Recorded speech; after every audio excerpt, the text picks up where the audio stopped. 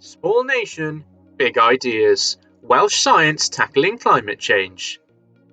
Climate change mitigation is a key driving force behind national tree planting targets. But what type of forestry is most effective for climate change mitigation?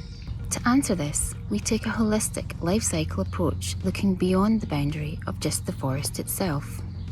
As well as carbon sequestered and stored in a forest, we account for harvesting and process emissions, carbon stored in wood products, and importantly, emissions avoided from the substitution of non-timber alternatives.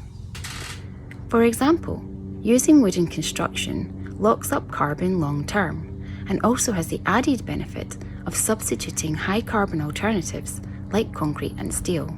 Prioritising long life products before shorter life products and then finally for bioenergy also helps to buy time for carbon capture and storage technology to commercialise, which could even lead to carbon being stored indefinitely.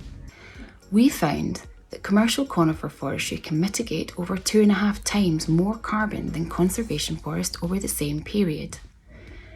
Commercial forestry is vital for transitioning towards a sustainable bioeconomy. However, more of all forest types is crucial for delivering the full suite of ecosystem services that society needs today.